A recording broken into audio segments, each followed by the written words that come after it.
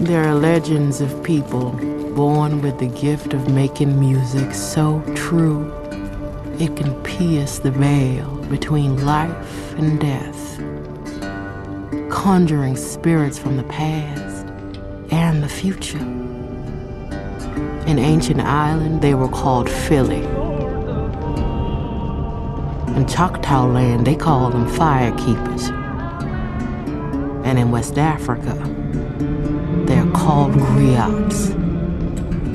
This gift can bring healing to their communities, but it also attracts evil.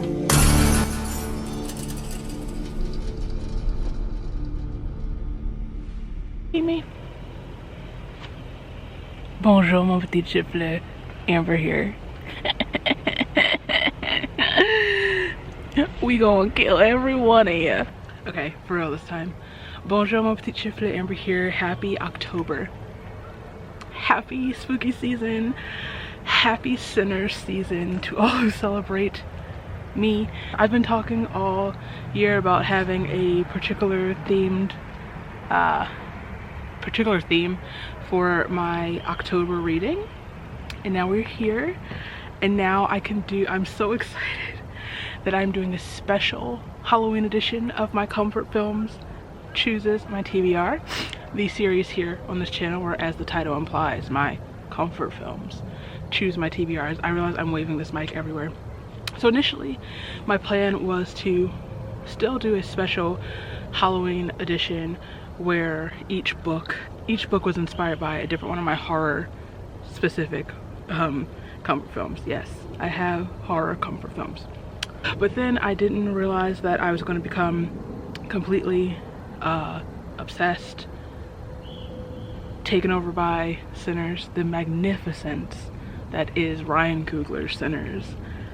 And I walked out of that movie theater saying, yeah, we are now going to be dedicating October to books with Sinners vibes. So that's what we're here to do. And that's what we're here to do this month. Please hold. This month I was looking for books with vampires, obviously black vampires, books set in the Jim Crow South, books that have to do with hoodoo or haints. This is what I came up with. This is what I will be reading in October. First and foremost, I will finally be reading The Reformatory by Tananarive Due. I've been wanting to read this book for so long. I've had it for months. I chose this book specifically because, one, it takes place in Florida in the 30s. So this takes place in Jim Crow South. And this follows a young boy who is sent to this reform school, this prison. This speaks on like the prison pipeline industry or whatever. But he can also see haints, so he is able to discover what's really going on in this school. Great. One of the most iconic moments in the film is the Choctaw vampire hunters. So I will be reading Buffalo Hunter Hunter by Stephen Graham Jones. I have read The Only Good Indians, really enjoyed that, so a lot of high hopes for this one.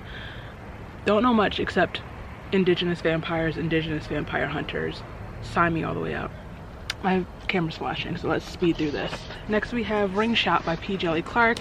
This one, the clan are demons, like literal demons, and they are being hunted by our main character and her like ragtag of vigilante Ku Klux assassins. Beautiful. Eat it up. Absolutely. Another tiny book, we have The Ballad of Black Tom by Victor Laval, which takes place in New York during the Jazz Age, and the main character essentially dabbles in some deep-rooted magic, opens some sort of portal that causes trouble for absolutely everybody and everything.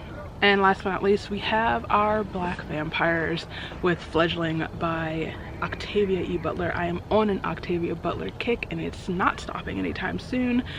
All I know is that our main character wakes up with no knowledge of who she is. She is a 53-year-old vampire, basically in the body of a child. And I guess we're discovering who she is, her journey. It's Octavia Butler. Be for real. Anyway, I'm so excited about this video. I am also very sticky, so I need to wrap this up. Welcome to October. Shimmy. You shot her, and she kept running like nothing happened. This a Hank we dealing with, smoke. Or worse, we gotta keep everybody inside.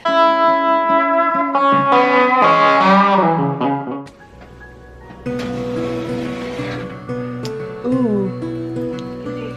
Oh, it's cute. She looks good.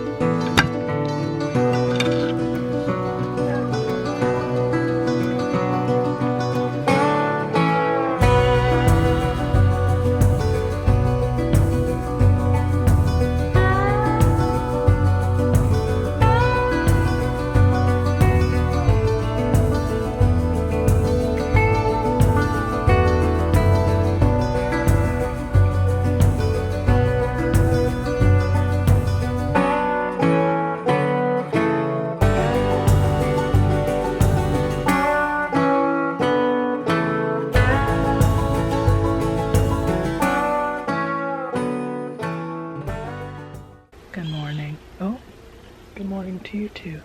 Good morning. I am hoping with the lack of lighting in here, you will not see how ashy my face is right now, but it is very early. I woke up very early today because I wanted to try to get a little writing done. This is the second day now I've woken up to do at least a single hour of working on this short story that I'm writing, figuring that at least a minimum is something, right? Anywho, I was supposed to film this clip last night, but I didn't. Also, my eyes were really hurting me. I'm going through bouts of, I assume, eye strain, or worse, who knows. Anyway, what am I here to talk about? So we're starting this vlog with The Reformatory by Tanner Dew, which I did start reading yesterday. No, I started reading Wednesday. Today's Friday. I'm currently 114 pages in, and honestly, I'm already invested and already feeling a lot of big feelings. First, let's read the synopsis really quick, because at this hour there's no way that I could summarize it on my own. Gracetown, Florida, June 1950. 1950, so my grandmother would be 2 years old, which means this is the year that my great-grandma moved her and her two brothers up to Philly. Just for those of you who like to pretend like that era was so long ago, so far in the past, let's forget it. Anywho, we're in Jim Crow, Florida. 12-year-old Robbie Stevens Jr. is sentenced to 6 months at Gracetown for boys.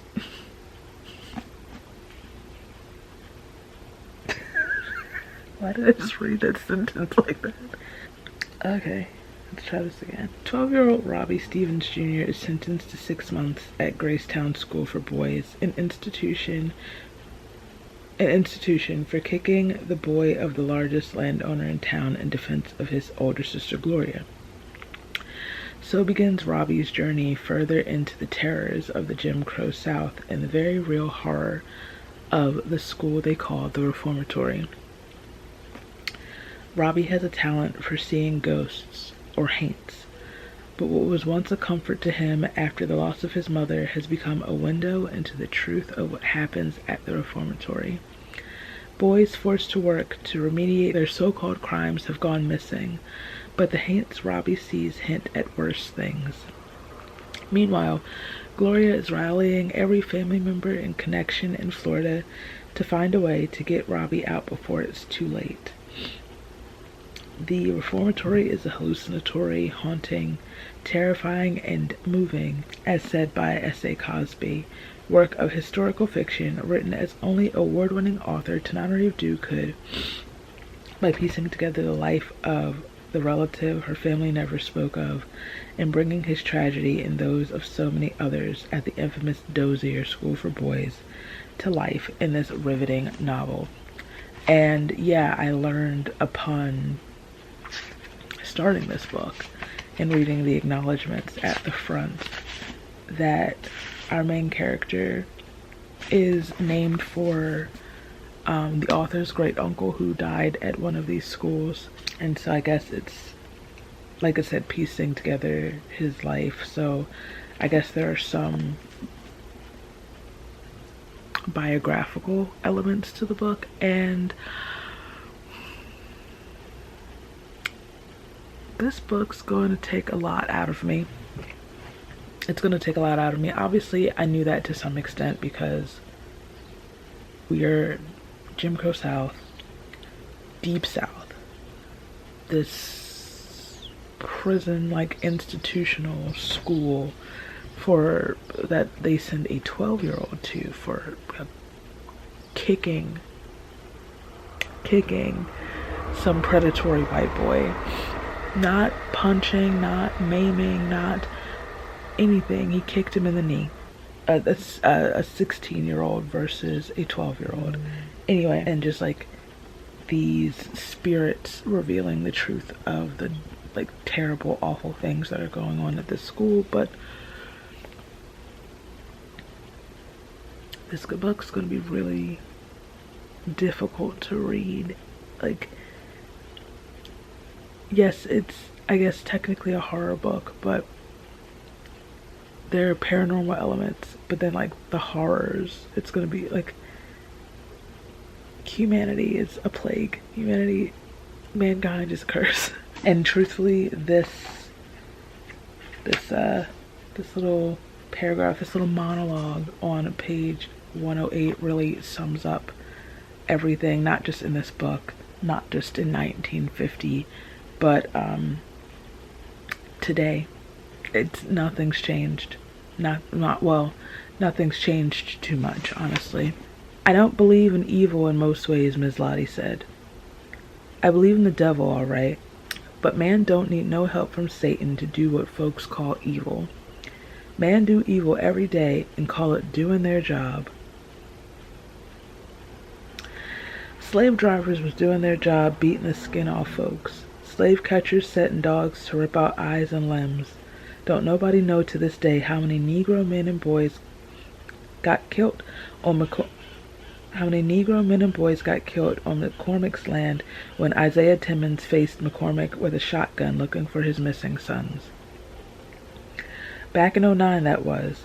I guess the sheriff was just doing his job when he rounded up men that had nothing to do with Timmons and his gun, and nobody saw him again. 'Cause see, colored folks fighting for what's theirs is like a virus to white folks. And they kill a virus so it don't spread.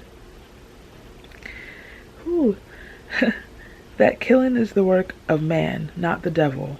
And if there's any such thing as evil on this earth, Gloria, it's here in Gracetown. In the soil here. Gracetown soil remembers. It's like a mirror that It's like a mirror that shines your ugly back at you.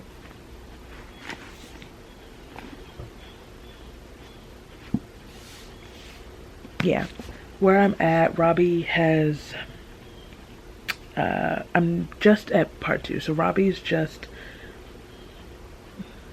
had, in the short amount that I've read, Robbie has kicked this boy, like I said. Robbie has been, what's it called?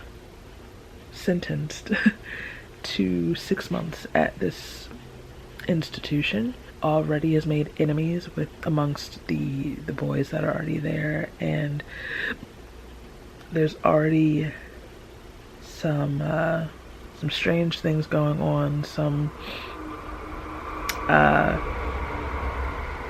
rustling, I guess, of the past that he's witnessed. It seems like he and Gloria are particularly sensitive to the other side, I'll say, even though they are saying, like, the running commentary is that children are more, like, which we all know, perceptive of, like, the haints and, like, the spiritual goings on. As far as Sinners so far, this is the one I knew, like, really would feel like the actual horror, like I said, of the movie, the actual darkness in the movie that's not just Remick and the vampires, you know, the Hogwood of it all. Particularly, where was it? In the very beginning, they're talking about their home, or like the home their father was building or whatever, that was burnt down by the KKK, and that just, like, right off the bat, just aligned with the theme of the reading. I'm like, oh, I just We're sorry, the number you have dialed is not in service at this time. Okay. It was between this book and Jesus, I keep calling it that. The Buffalo Hunter, because as of right now, these are the only two off my TBR that I have. A few, I think 3 of the other books, two of the other books for my TBR are going to be delivered today, and then the final book is going to be delivered later this month. Like this next week coming, I believe, which is fine. It's annoying because I wanted that to be the 3rd book that I was going to read, but not that it truthfully really matters. But honestly, based off of this book, I might need a little step back before I read that book. That book being Ring Shout by P. Jelly Clark, which also deals with, like, a KKK element. What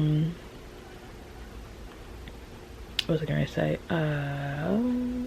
It's gone. I forgot what I was about to say. But it's also annoying because for Bookstagram, I wanted to post my, like, TBR stack, and generally I would post something like that at the beginning of the month, but I have to wait until the final book comes. Hopefully it'll ship earlier than the estimated delivery. I've been talking for 13 minutes. I'm gonna go. I don't even know if I said anything worth anything, but I'm reading The Reformatory. My spirit is already unsettled, and I'm feeling a little sad, but it's very good though.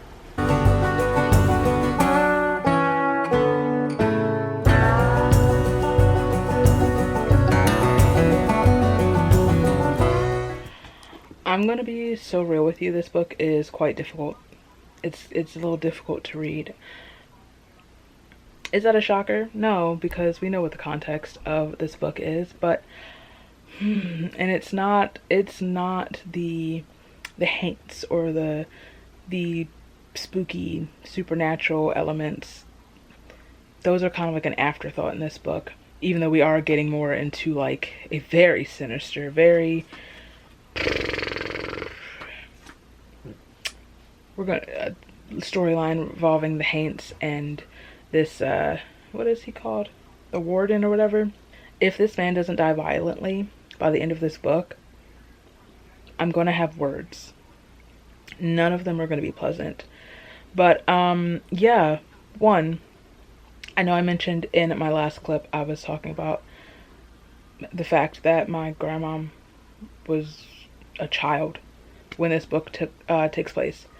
But then I remembered that my grandfather, my dad's dad, was literally born in Jim Crow, Florida in the 20s.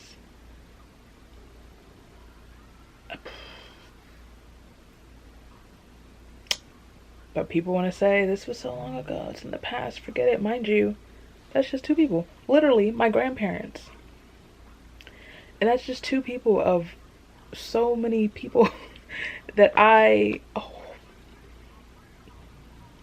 share blood with, that I know personally, have spent copious amounts of time with. Two, as far as sinners goes, also just in general, there is this running theme of fire, of fires and smoke. And I mean, this is just in general for the South and that time period of retaliatory fires being set, murder by fire, homes being burnt down with hopes of the victims being kept inside. And one makes my heart so very heavy. It's so difficult. And two, to some extent, if you're familiar with the movie, if not, what are you doing here? If I'm being real with you, that it just makes me think of, I'm trying to say that I realize there might be people here who are just watching this that aren't necessarily familiar with the movie, but it makes it is another element that ties the book to this, makes this book appropriate for this TBR. I'm a little irritated, unrelated, sort of unrelated. I just tried to film a TBR TikTok, and it just didn't twice. I did it twice, and which means I was unintentionally spoke for 6 minutes both times. So that's 12 minutes of just wasted time.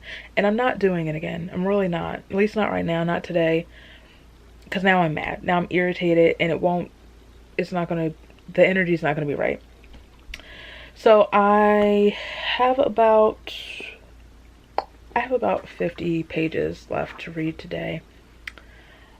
And I kind of have been stalling a little bit, but I'm also kind of mad that I feel like I've wasted time that I could have been reading. I feel like I've fallen behind a bit with, I don't like falling behind on my plans. I don't like veering from anything, even just plans that affect no one but me.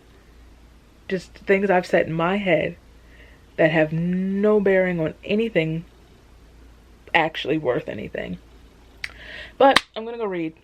I'm gonna go eat because I'm hungry. And I'm gonna maybe watch Ghost Brothers, or maybe Interview with a Vampire, or Bates. I also am working through a Bates Motel rewatch, and we're almost done season 3. Bye.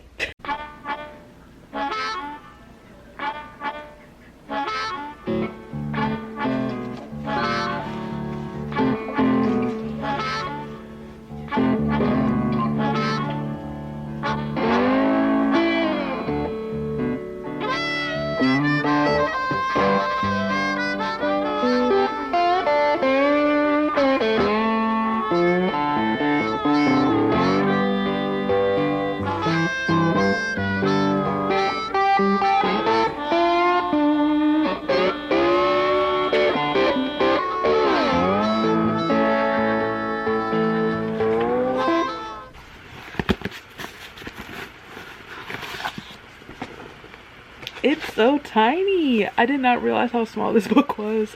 Okay. But the final book of my TBR is here.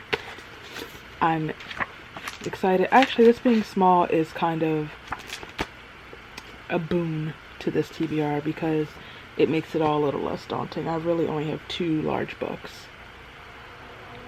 Great.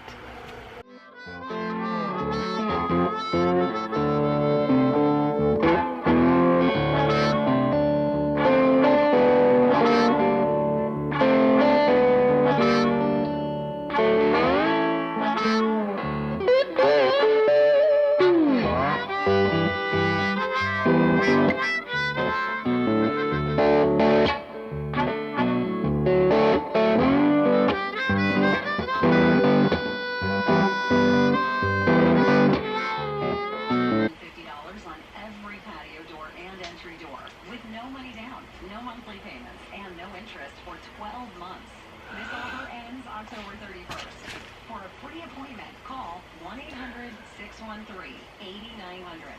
That's 1-800-613-8900.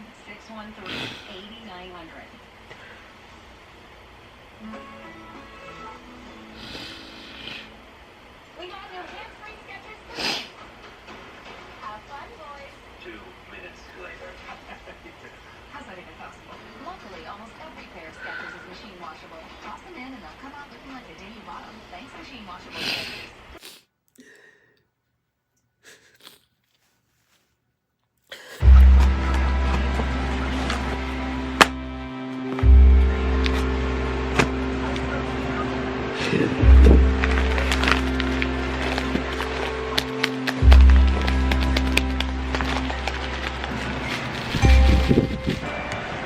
I have not ordered candle supplies in so long, so this is exciting for multiple reasons. Also, I just needed this right now.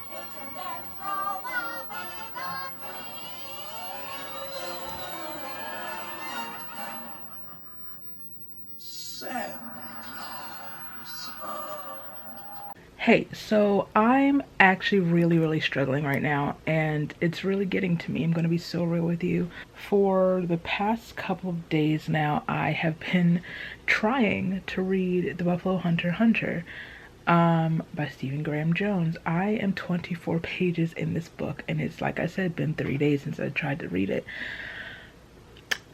And it's getting to the point where I've mentioned before where I've struggled with books where picking it up and trying to read the words on the page is literally making me have a panic reaction.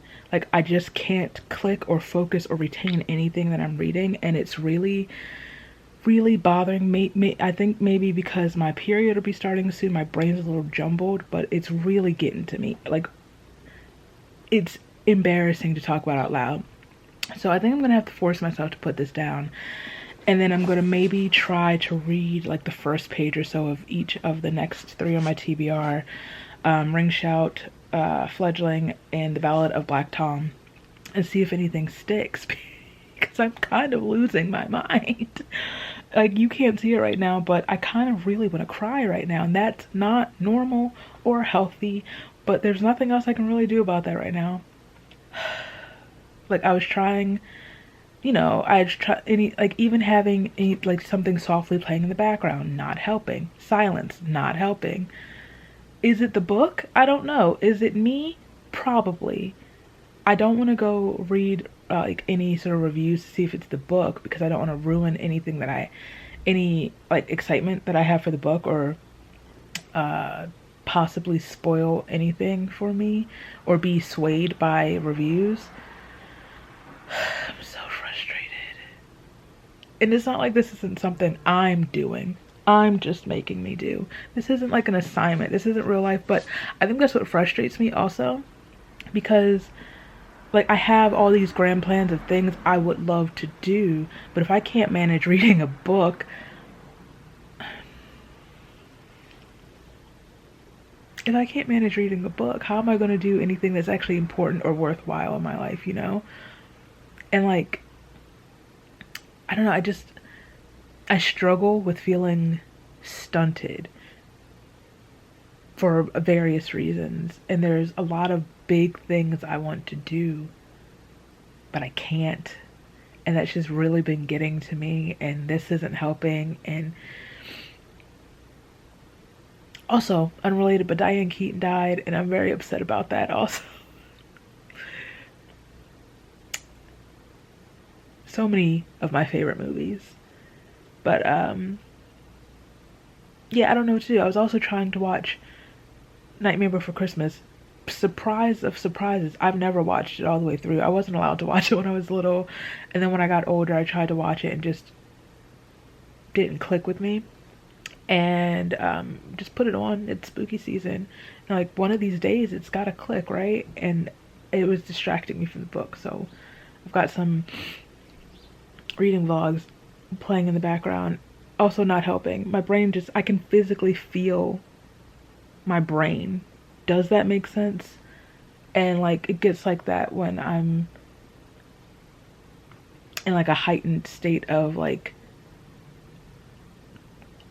discombobulation, basically.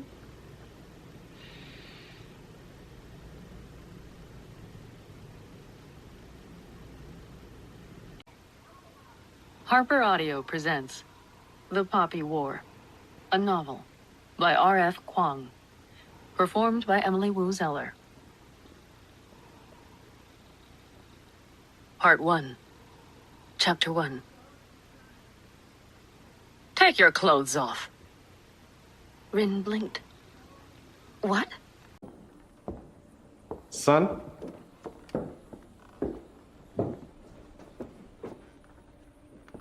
You keep dancing with the devil. One day it's gonna follow you home. Hey, little cousin, come on out. Good afternoon from this fine, gloomy autumnal day. Amber, why the hat? I'm currently headed into the city for S.T. Gibson's Philly stop for the Savage Blooms book tour. And I'm very, very excited. And she said, wear something black, and I said, bet. So we got the whole look. So yeah, I'm on my way. Do you mind? On my way to the trolley into the city, but I figured I would actually remember to start this segment and not just toss you right into whatever the next clip's gonna be. So, see you there.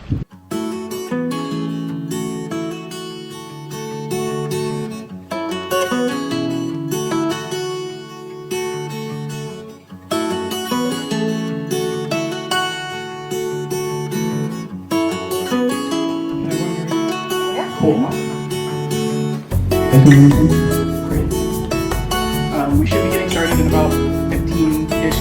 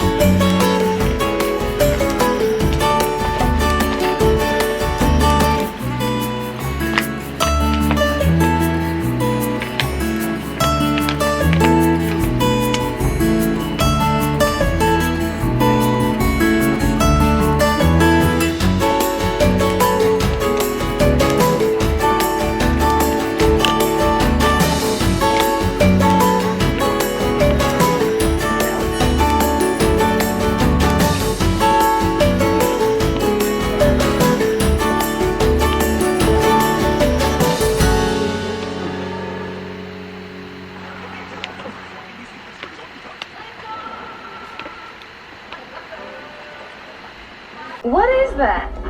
That's the incinerator where we burn them. We'll get to that soon enough. Season 2.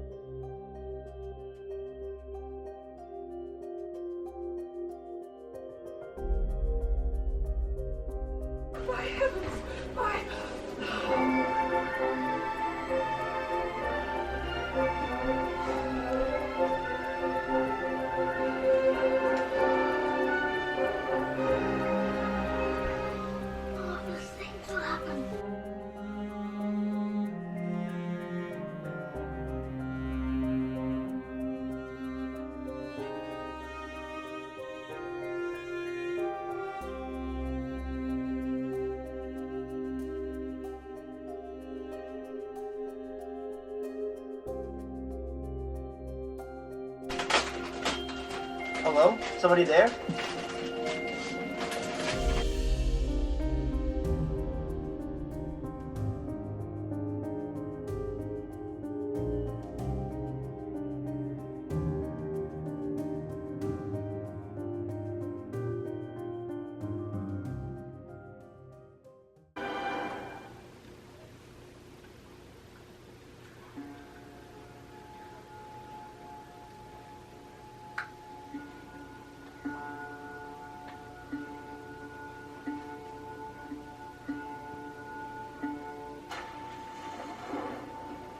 There are legends of people born with the gift of making music so true it can pierce the veil between life and death.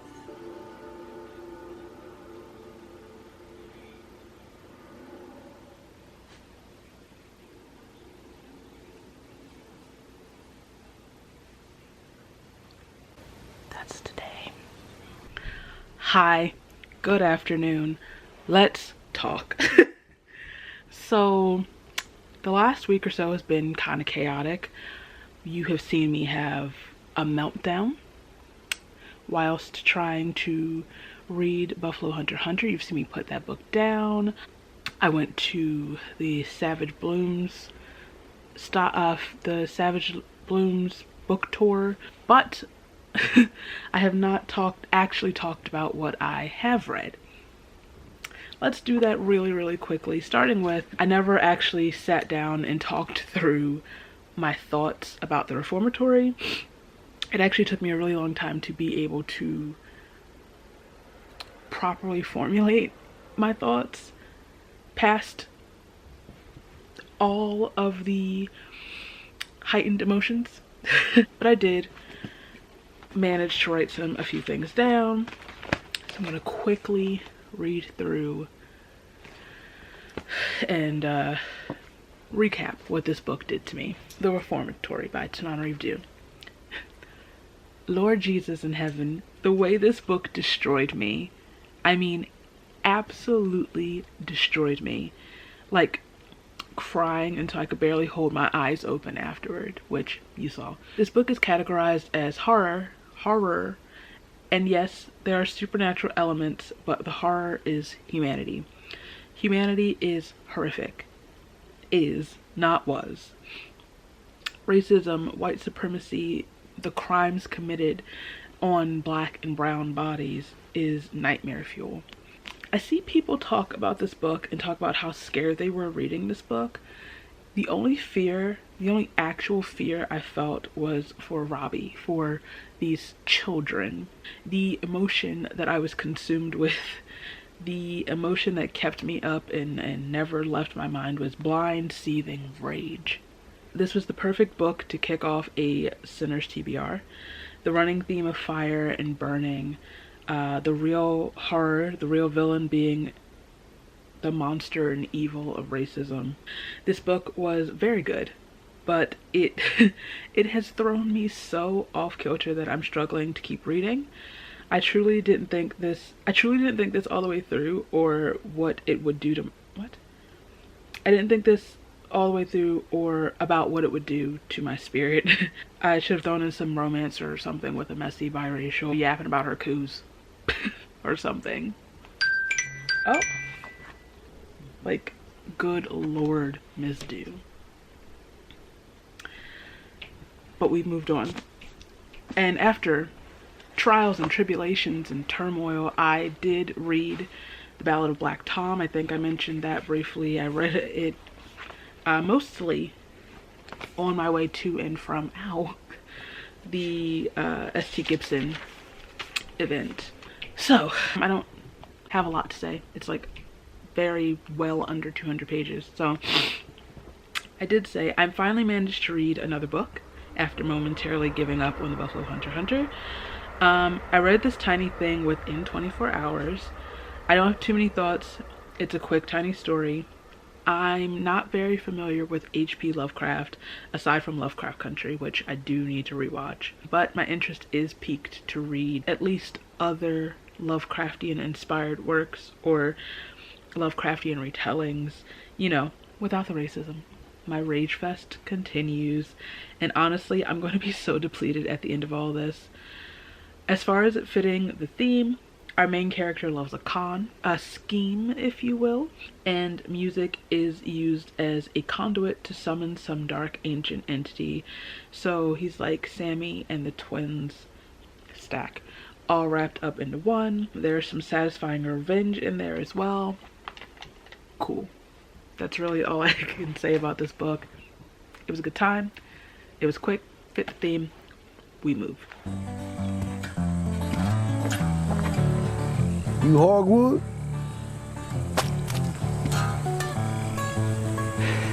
You boys twins? Nah, we cousins. We'll take it. The mill, the equipment, and the land that it's standing on. Damn! Now understand, it's the last dime you ever gonna see from us. And if we see you or any one of your clan buddies cross our property line, we gonna kill them right where they stand. Shit. Clan don't exist no more.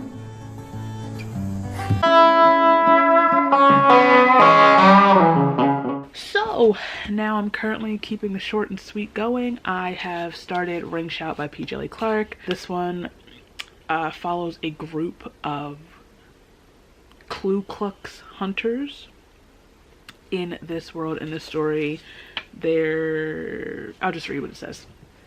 In America, demons wear white hoods. In 1915, the birth of a nation cast a spell across America, swelling the Klan's ranks and drinking deep from the darkest thoughts of white folk. All across the nation, they ride, spreading fear and violence among the vulnerable. They plan to bring hell to earth, but even Ku Kluxes can die. Standing in their way are Maurice Boudreaux and her fellow resistance fighters, a foul-mouthed sharpshooter and a Harlem hellfighter. Armed with blade, bullet, and bomb, they hunt their hunters and send the Klan's demons straight to hell. But something awful's brewing in Macon, and the war on hell is about to heat up. Can Maurice stop the Klan before it ends the world? So I'm not that far into it, but I'm intrigued. I am actually really intrigued. We've already killed a couple of these demons, and that's fun. So yeah, that's where I am reading wise.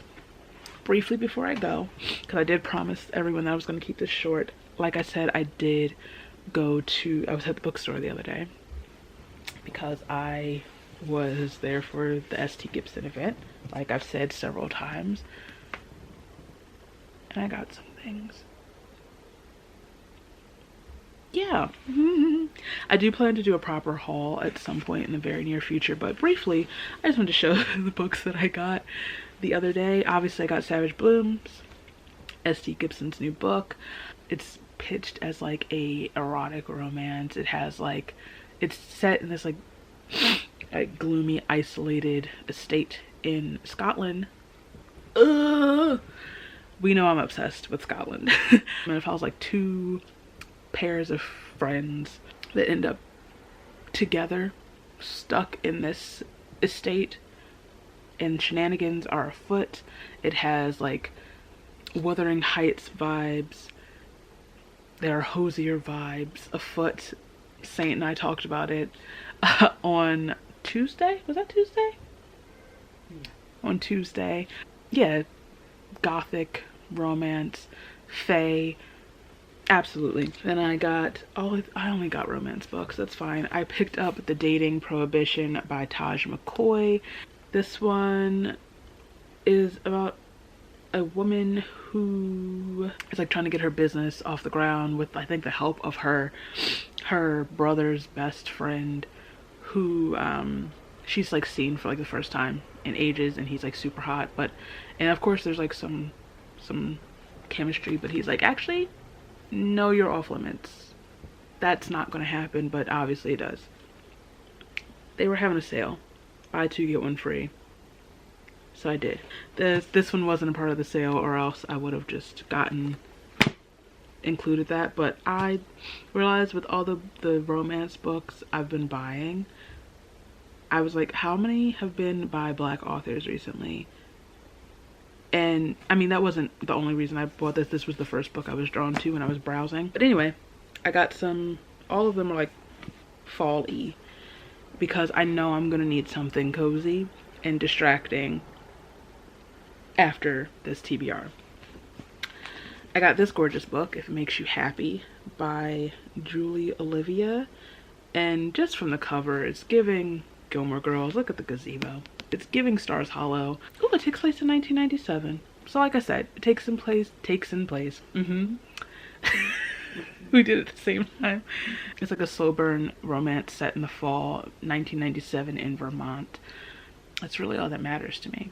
And it's beautiful, so I will keep you updated. I've wanted The Very Secret Society of Irregular Witches by Sangu Mandana for a long time.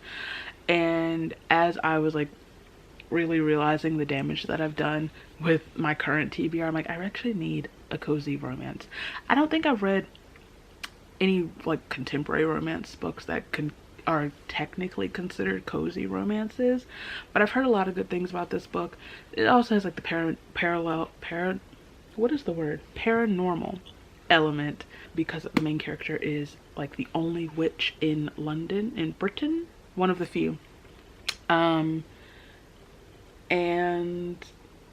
A Warm and Witchy Hug of a Book by Tasha Suri. Oh my goodness. Hey, bestie. So I know I'll be reading this possibly the end of this month, because I'm gonna need something cozy. And then I got The Most Unusual Haunting of Edgar Lovejoy, and I'm really into this cover. Oh, look, how cute is that? This one follows Jamie Wendendale creates haunted houses for a living. Haunting is their life, but nobody working New Orleans spooky circuit actually believes in ghosts. Edgar Lovejoy is 100% haunted. No, really, ghosts have tormented him since childhood. Felt. And he's organized his life around attempts to avoid them. So anyways, like, opposites attract, queer romance, we're into it. Also really love the cover. So I just wanted to share. Like I said, I will do a proper haul of these books and the other ones that I've gotten this month soon. But yeah, I just wanted to update you. And I haven't had Red Bull in months. And today was like the second one, and like I'm flying. But I feel great. I feel great because I don't have the jitteriness from coffee. Anyway, bye. Oh, also, I'm almost finished a short story. Like writing, not reading. Me.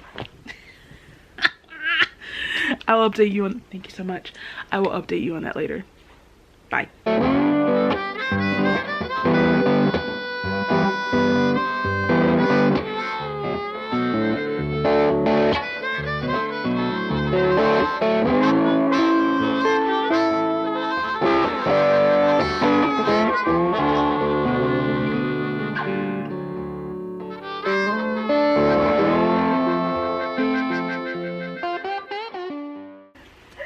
You've had your fun now, so I think you better just leave.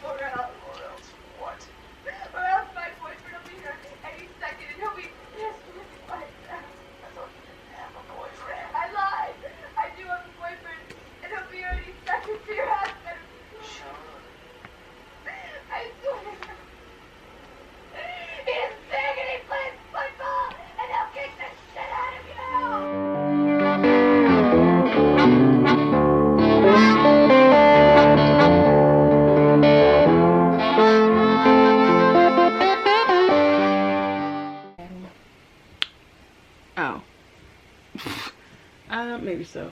You got that part? Yeah. So this is crooked, but the discombobulated way this is set up. Okay. Chapter 3. The music at Frenchie's so loud I feel it on my insides. The piano man up out his seat, one leg hanging off the grainy wood and pounding the keys hard enough to break them. He's sweating, so I'm wondering how that shiny conch holding up. I had to stress conch. Whole while he wailing about some big boned woman he left in New Orleans, just about jumping out his maroon suit to croon. And when she roll that jelly, the crowd roars, men whooping and women fanning hands like to cool him off. Frenchie's Inn, not the only colored spot in Macon, but tonight it's the one to be at. Most here is sharecroppers and laborers. Every table packed. Where there ain't tables, people on their feet, roosted on the stairs, fitting in however. Hardly room to dance or a patch of quiet to think. Whole place is a hot, sweltering haze of July in Georgia, Mass. But long as the liquor pouring and the music going, everybody right as rain. So currently, we are quite literally in a juke joint. So 1, fun, but 2, good God, what is about to happen in this juke joint? Because I feel like because this is such a short book, we're not just going to have a fun, easy scene of the girlies just having a good old time in the juke. I feel like there's about to be some bloodshed in the juke, and on theme, but also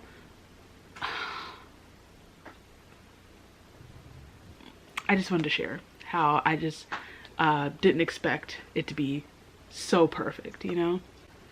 Play? Who's he supposed to be? Jiminy Cricket. Right, the lion thing. Thought your nose grew a little bit. I'm not Pinocchio. Of course you're not, because that would be ridiculous.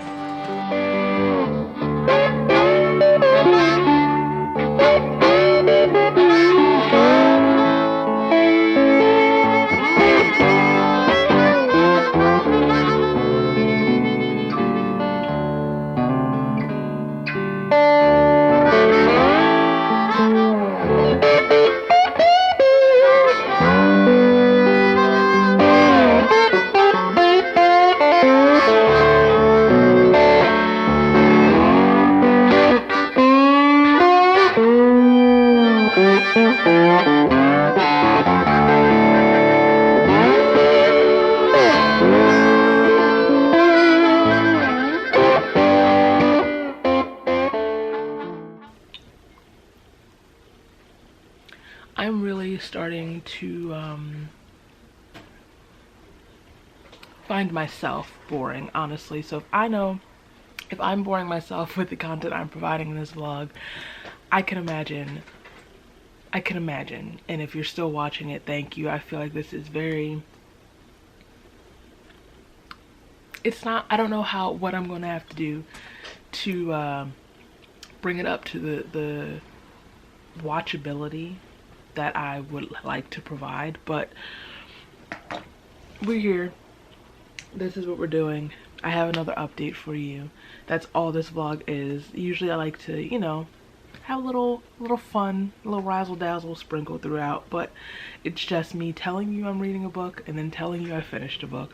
I finished Ring Shout a couple days ago now, and I have been meaning to come back and discuss it, obviously. Because it's such a short book, I did struggle kind of putting my thoughts into words, despite the fact that I did like this book a lot.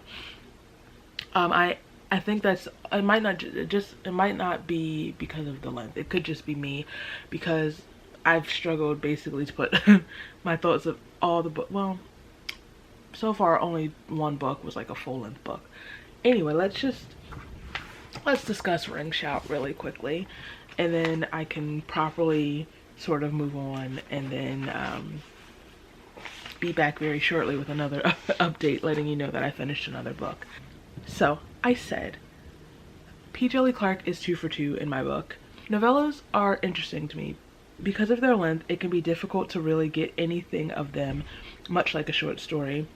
I think it's safe to say that this is one of the best novellas I've ever read. It gave me everything I needed in a perfectly packed little story. Somehow I was able to get invested in the story and grow attached to the characters. I experienced a full range of emotions. I've been talking a lot, like in real life, to my mom and, you know, anyone else, the few other people I speak to in real life. Hello. About how I love reading horror, but I've yet to read a book. What? I love reading horror, but I've yet to read a book that truly scares me. I want to read a horror book that scares me. Everyone talks about, I read this book and it's like the scariest book I've ever read. I don't have that. I'm at the point where I'm a little desperate. I'm like, maybe I just need to go ahead and read The Exorcist. I've heard that's one of the scariest books there are. My grandma read that book like 1,000 years ago, and I heard she had to put the book out on the roof because it was a lot. So I'm like, maybe that's what I need to do to actually feel scared when I read a book. All that being said, this book, I wasn't scared by this book. This book didn't scare me, but boy, oh boy, was it unsettling. I was absolutely freaked out, disgusted, heebie-jeebied by some of the elements in this story. Also, before I go, every scene where a Ku Klux was absolutely destroyed and eviscerated, delicious. Delicious. Right. Like I said, P. Diddy Clark, 2 for 2 in my book. I think we're getting to the place where I can consider him a favorite author. It's rare for me to have to consider any sort of like cisgendered man a fave. I think there's only one other, but I know him personally, so I don't know if that counts. I mean, it counts because his books are genuinely very good.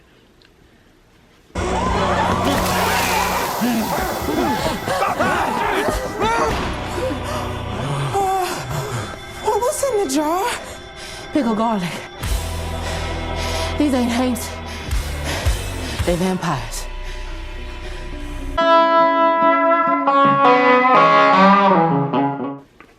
I've moved on to Fledgling. I've been reading this for a few days now. I am 240 pages, and honestly, I'm coming to you the day I'm hoping to finish this book. So briefly, I don't know if I mentioned this follows Shuri, who wakes up in a cave with no memory of her life or who she is or anything, except she has like this need to feed on animal flesh and then blood. Shuri's a vampire. So she's like in the body of a child, but she is a 53-year-old vampire who has experienced amnesia from an attack on her community. She's the only surviving member of this community of like this ancient species of vampires, and this story is following along, piecing together not just who she is, who her people are, but like what happened to her family and like bringing justice and whatever. And honestly, I'm conflicted because I went into this with such high expectations, as you saw. I'm, like I said, on my Octavia Butler kick, but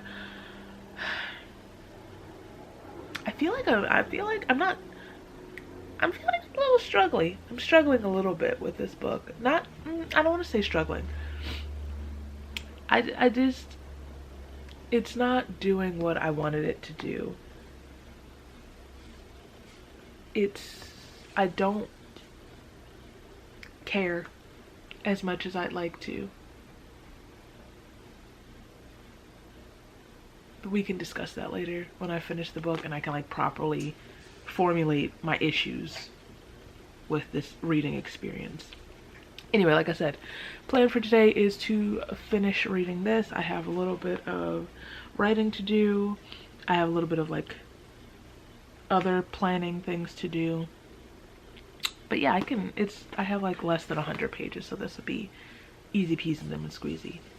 I need to eat, so I'm gonna go.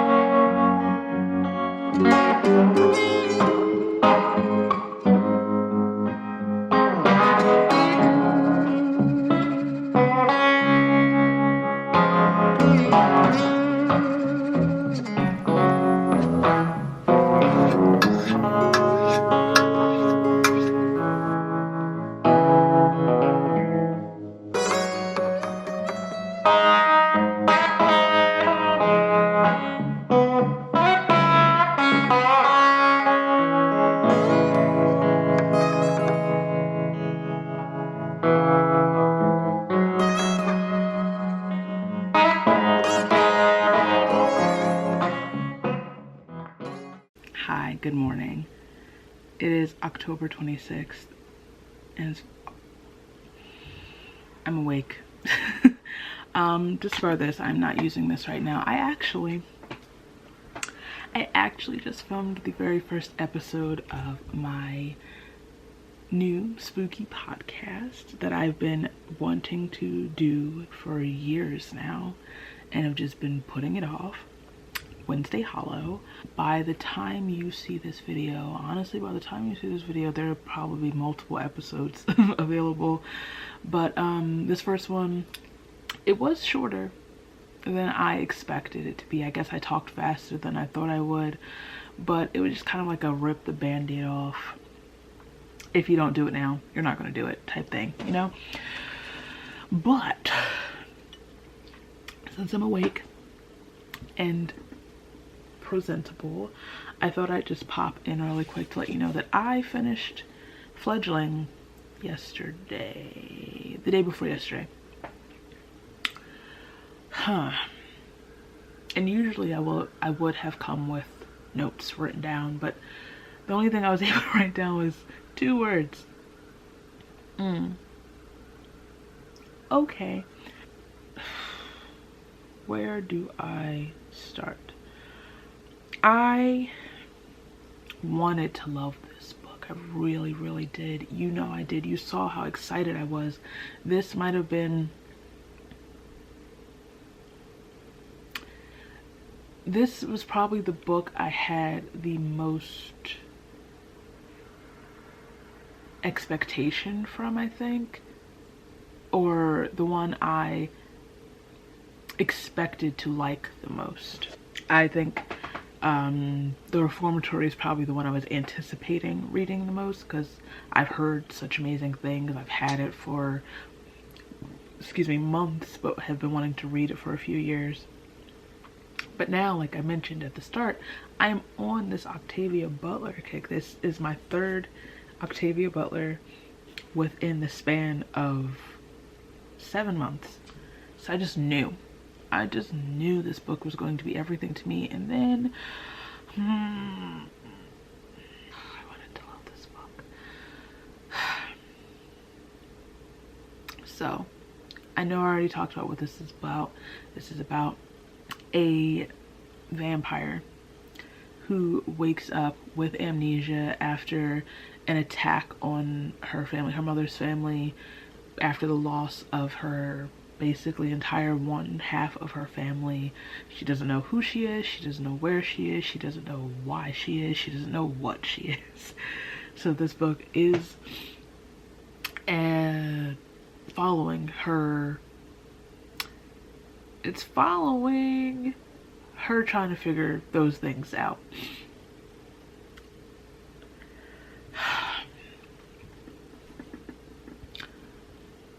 I struggled to read this book. I feel like I struggle using the word struggle because it didn't take me long to read this book. I felt like I was reading this book on autopilot. I feel like I was reading it. I was processing enough of it to follow, but at points it did feel like I was like subconsciously skimming this book, just trying to figure out, get from one point to the next. But I don't know if we ever got to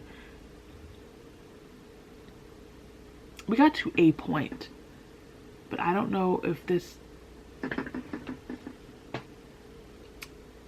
I don't know. This, okay, let's talk about a few things. One, I didn't like the writing. Really. It's not that I didn't like the writing. I didn't like the writing. I didn't care. I didn't care about anything going on. I didn't care about any of the people involved. I didn't care about how justice was going to be served. I wasn't invested. I didn't feel anything. Not just for this book or the characters, but from the book and the characters. This book just feels flat. The characters are flat. The story's kind of flat. And I'm like, I know I'm new here. I know I just got here. But it doesn't feel right to me. It's not sitting in my spirit that this is the same author that literally changed my life a few months ago. This kind of felt sort of like it was a draft that just got published with, like, because as someone who writes, I'm working on something right now. Sometimes you just like write things as they come into your head, and you have to fill them in later. You have to tweak things and sort of like alter the way things are described to make it more, give it more depth, add more color to it, add more emotion or feeling to it. And I just feel like that never happened here. I also feel like this book is so repetitive. It's so repetitive. Like, I understand that Shuri has lost her memory. She's lost herself, essentially. I don't need her telling me that every 3 pages. I got it. I don't need her, like, I know she keeps meeting these new people that she once knew but doesn't know anymore. I don't need her everything. I have lost all of my memory. So I'm sorry if I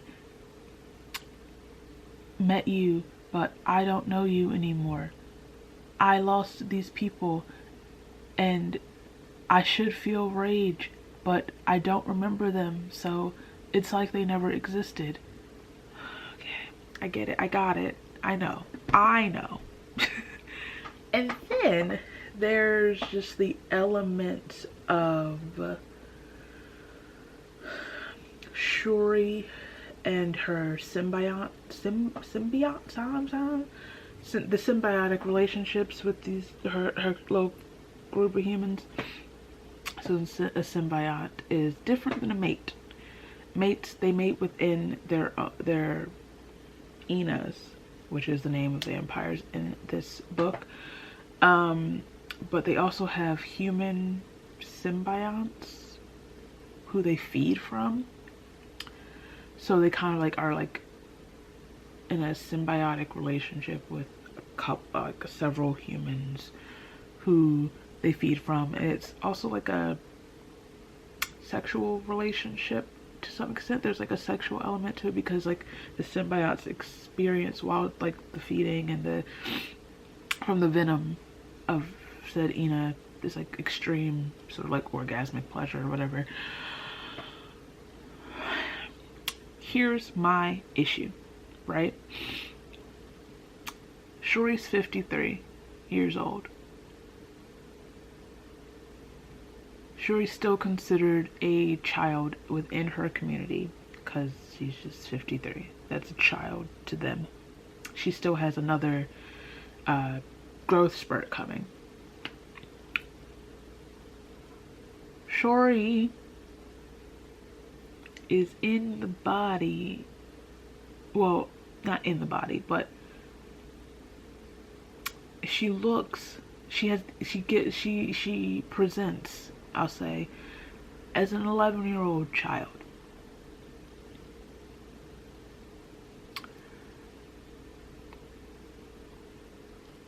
Wright, who is her first symbiont, finds her on the road in the first book and, is like, girl, can I take you somewhere? This is not safe.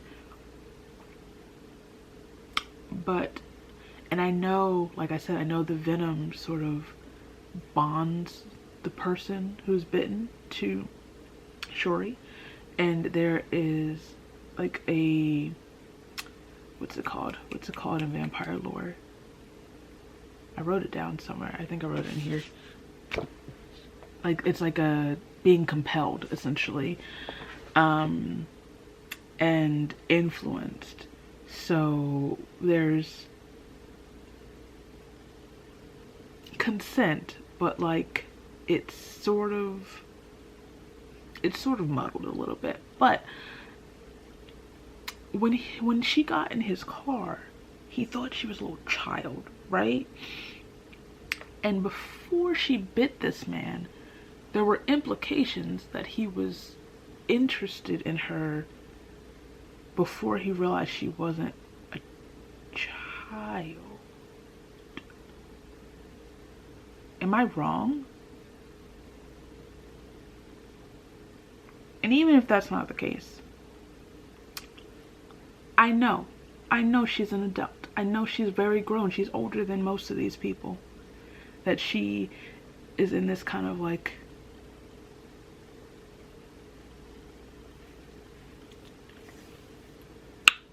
you know, but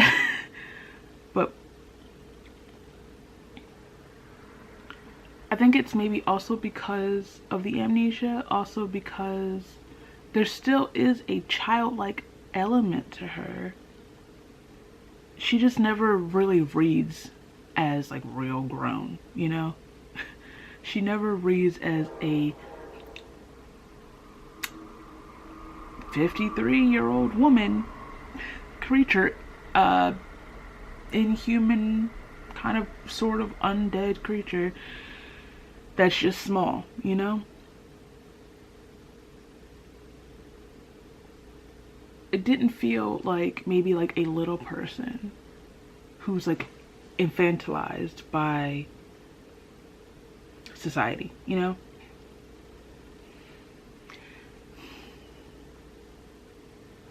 At no point did it feel like it felt like these people were having sex with a little kid. That's what it felt like. It felt icky, and I didn't like it. And that might just be me, but I didn't like it. I couldn't, it wasn't like, there wasn't a way to turn that off, that she has the body, that she's essentially a child, especially because she's a child to her community as well. And that's just like normal. Like later she has another symbiont, sorry if this is a spoiler, I don't know, who's like, I wanted you as soon as I saw you. You are such a lovely creature. And I know he was raised within this community, so he knows that she's not a kid. But you realize you're telling me that you are attracted to children. I don't know. I'm upset. I'm upset. And I don't really have anyone to blame because I'm the one that kind of set myself up. I'm the one that had these expectations and wanted this book to be some life-changing moment the way Parable was. But how did we get here? Speaking of vampires. Yeah, so that was my second to last book on my Sinners TBR. So now I am forced to go back to Buffalo Hunter Hunter. I'm planning to pick that back up today. And I'm hoping, now that I've stepped away from it now that I've stepped away from it for a while and my brain's kind of like stopped freaking out, I'm hoping maybe I won't want to die when I pick the book up and my brain's like being normal again. But I also have downloaded the audiobook, so hope if I can't just read it, I'm hoping the audiobook I'll listen to it simultaneously and that'll help. Yeah, that's that. That's that. I have to go. I don't know what I was about to say, sorry. Okay, bye.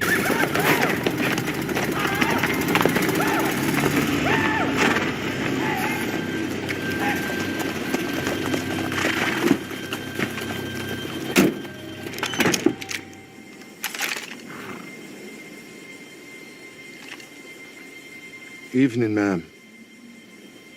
We're in pursuit of someone very dangerous. He might have come onto your property. He's not what he seems. God forbid you let him into your home. And if so, we need to act now. Kilia! Tushpa! Ikaw kilo kayo sa ang tushpa chukka kilona! Jihoya, Chiapisa, Chitakla, Ayachigi.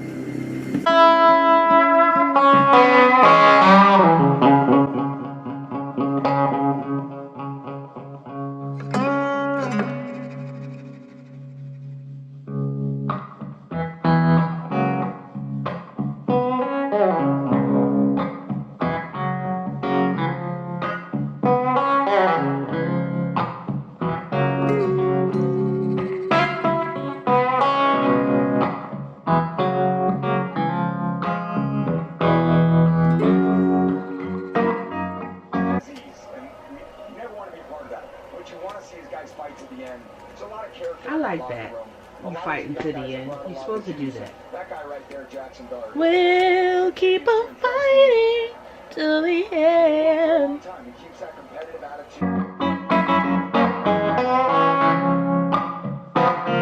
Go Birds, baby! Go Birds! Dun, dun, dun, dun, dun. Ba, ba, ba.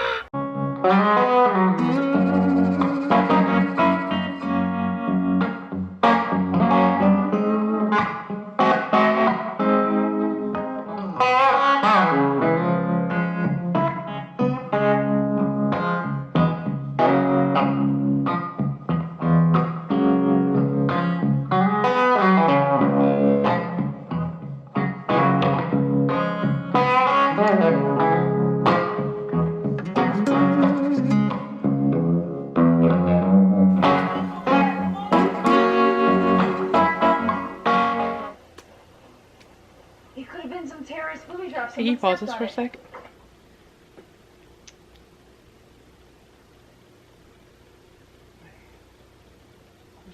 I'm done. You done? I'm done. You done? I'm done. Fantastic. Wow.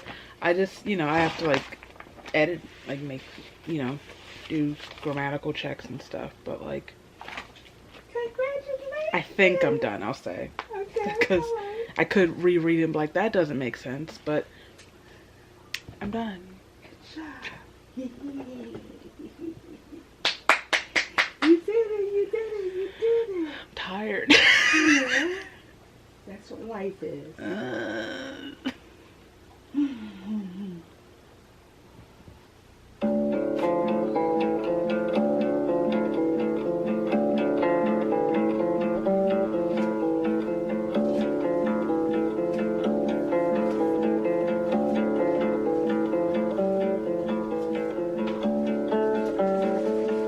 Simon & Schuster Audio presents The Buffalo Hunter Hunter by Stephen Graham Jones. Read by Shane Ghostkeeper, Owen Teal, and Marin Ireland. With acknowledgments read by the author. 16 July, 2012. A day worker reaches into the wall of the parsonage his crew's revamping. You sure you don't want me to open this? Already.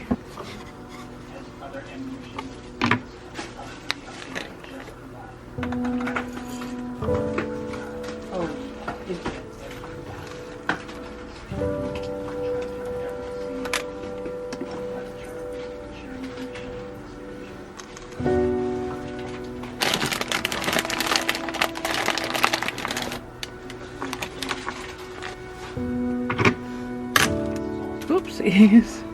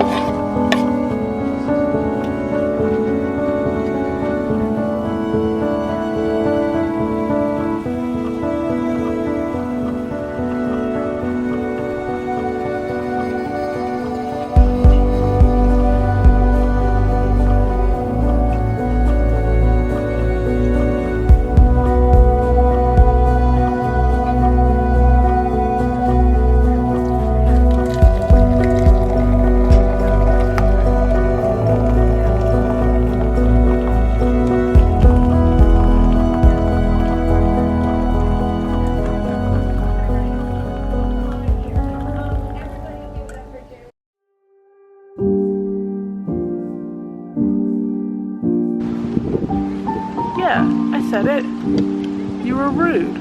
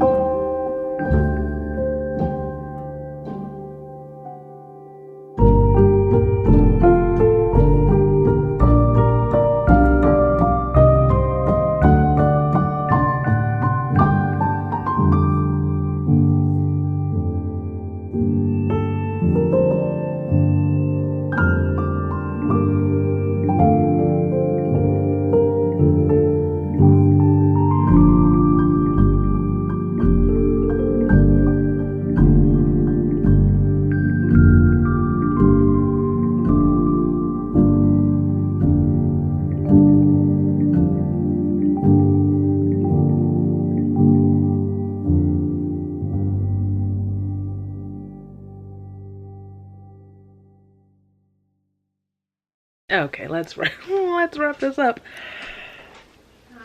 I'm talking about, what do you mean, huh? Because we're almost in the second week of November, and this video remains unfinished and unedited. Okay, very quickly, I finished The Buffalo Hunter at some point towards the end of October, obviously. I've since taken it around to storage, so I don't have it to hold up or anything. Yeah, I finished The Buffalo Hunter. And I don't know. I am unsure, if I'm being honest. I objectively, I know that it's a good book. It is a well-written book. The concept is like an amazing concept. I'm just not sure where I stand with Stephen Graham Jones at this point. I've only read 2 of his books at this as of today, but I kind of feel the same, or kind of have like the same conclusion or lack of one, really, upon finishing both books. Like, I enjoyed, or I know that The Only Good Indians is a good book. Like, objectively, it's a good book. And, like, for the most part, I had a good time reading that book. But there's always something. There's always a disconnect, always like sort of like a block between the story and me being able to actually like be immersed in the story or attach to the story or really form any actual opinions about any of the stories or the characters. I struggle to feel much of anything reading the story. I kind of just feel like I'm, like you saw, I struggled with this book so much to the point where like it was making me physically ill trying to read it. I was panicking and having like mental health spirals, which to some extent might have contributed to my disconnect from the story, but also probably should have told me that all I needed to know. Maybe I should have waited. I do want to clarify one thing though. I've been saying all this time, and even before picking the book up this month, that it is an indigenous vampire hunter book. It is not. It is an indigenous vampire book, and I really do like the aspect. I like towards like the final third of the book is when I really sort of got invested in the story, and like once I figured out where the plot was going or what the story was really turning into is when I became the most interested, and when I really needed to know how Goodstab, the vampire that we're following, was going to execute his mission, his plans. I think part of the issue in this case, it's not always the case, is that this is it epistolary? Is that the format where it's told through like journal entries? We are essentially following multiple timelines and multiple narrators. We are following a woman who has acquired the journals of her like greatest grandfather and is turning this journal. I think she's writing either a book, like a manuscript or a paper or something, or like a, what's it called, like a thesis or something based off of it. So we're following her and her research, her writings, her journals around her research. We're following the said greatest grandfather, who is a Lutheran pastor in the 1800s, I believe. Yeah. Who has a lot of secrets of his own, and we're following his journal entries as he is encountering this mysterious, like aloof, not quite human indigenous man who has been visiting his church, and his, I guess, attraction to some extent, what's the word, whatever, to him, and the unraveling of their storyline and their connection and whatever. And then we are following Goodstab's, I guess, journey in, we follow like the progression of how he came to be in this form, and how he came to be at is his name Arthur Bocarn, his church, and how we got to why we are now in the storyline that we are in, and why the plot is going where it goes. I don't remember what I was saying, but so something about the writing, like, or just the format, just felt hard, and it felt very clinical. And I don't usually struggle with other stories I've read in this format, but I will say that the audiobook was so important to me It is so important to me, and it was so vital in my completion of this book. I would not be here talking to you today about this book without that audiobook. The narration is actually really great. It actually makes the story so much more enjoyable. There are narrators for all of the characters. It is a full cast, or is it full cast, I guess? Multi-narrator audiobook, and I highly recommend it if you're going to read this book. I highly, highly recommend the audiobook. I did enjoy listening to it. But yeah, I don't really have much else to say. And I'm pretty sure I said this when I read The Only Good Indians, that at some point I will want to give this book a second chance. I feel like maybe on a second read it'll possibly be a better experience. Who knows? I don't know when that'll happen, but one day. I really do wish it was a vampire hunter book. I would love an indigenous vampire hunter book. I think it's because I'm craving more of the storyline, the backstory of the Choctaw vampire hunters in Sinners. All right, let me wrap this up. I've been talking for like 9 minutes. Anyway, okay, let's decompress, or let's review this month and my Sinners month. For the most part,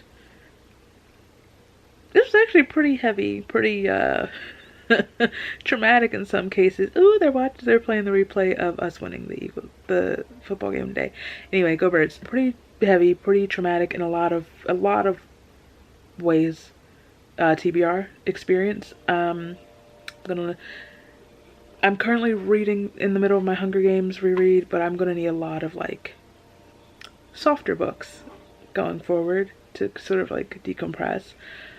The Reformatory really rocked me to my soul, and I don't see me getting over that for a really long time. That book did a doozy on me. Like I really could cry again. Anyway, okay. So as far as enjoyment, let's rank these books. I'm gonna have to put the Reformatory at the top. Probably gonna put Ring Shout next. I want to say The Ballad of Black Tom. That was very short though. I'm gonna put The Ballad of Black Tom and Buffalo Hunter together, and then Fledgling, which was kind of a real disappointment for me, sadly. As far as Sinners and how it correlates and coincides with the theme of the vlog, the Reformatory, honestly, I'm probably gonna put Reformatory, Buffalo Hunter, Ring Shout, Ballad of Black Tom, Fledgling.